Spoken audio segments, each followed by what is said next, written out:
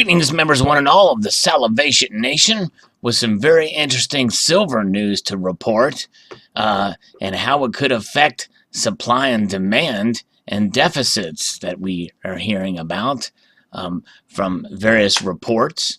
And that is, this comes to us from investingnews.com, and Mexico-focused Excelon Resources second quarter silver equivalent production jumped 120% year on year, with output reaching 637,205 ounces compared to 289,566 ounces this time last year. The company has released its report to the public on Monday, July the 30th. The company also noted that its sales increased from 249,733 ounces of silver equivalent to 568,370 ounces, boosting revenue by 177% to $9.9 million US, posting a net profit of $1.3 million, which is up year on year from US $0.5 million. Now that's quite interesting indeed. And it just goes to show you that there is a strong demand for silver. Most of you may remember a video I posted not too long ago about the Silver Institute's report about increased usage of silver in green technologies, with its use in electric vehicles and solar especially. Those are two very strong areas where we're going to see a lot more silver usage. According to Brendan Cahill, the president and CEO of Excelon Resources, we saw strong improvements in all areas of operational and financial performance during the second quarter. Most importantly, we realized all-in sustaining costs per silver ounce payable of less than $10 an ounce, greatly improved cash flow, and added cash to our balance sheet while internally funding exploration programs on both of our projects. So quite interesting indeed. A lot of success there. All-in sustaining cost for each ounce of silver decreased to $9.75 an ounce. So that's pretty amazing that is what it costs this mine to produce an ounce of silver. And it's compared to $37.87 in the same quarter last year. Now that's interesting. Wow, what a difference. Meanwhile, net working capital totaled $15.8 million in the second quarter, with $15.7 million in cash and cash equivalents. Excelon also noted that the second quarter production was aided by its access to multiple high-grade ore faces and continual effort to improve underground productivity. During the second half of the year, we're looking forward to increasing exploration, increasing cash flow through our milling arrangement with Hecla, and continuing to implement operational improvements at Platosa, which is their main mine.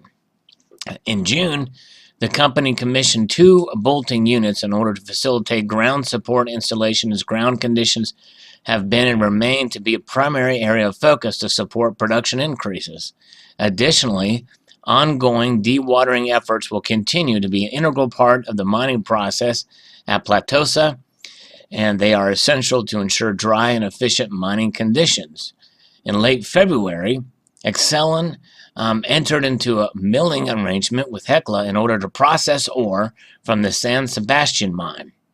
The company recently amended the agreement to expand the initial bulk tonnage sample from 4,000 to 12,000 tons, with initial shipments to San Sebastian ore expected to arrive at Miguel Auza in late quarter 3 or fourth quarter 2018. Preparations for the expansion of milling operations at Miguel Auza are well underway.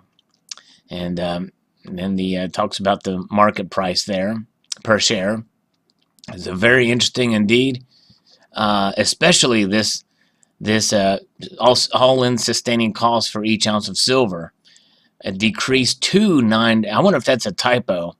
Maybe they meant that it decreased $9.75 compared to, but even that, $37.87 for an ounce of silver? That's crazy. They'd be losing a lot of money if that was the cost to produce silver at that price. And there must be something I'm missing here, but both these numbers seem very strange to me.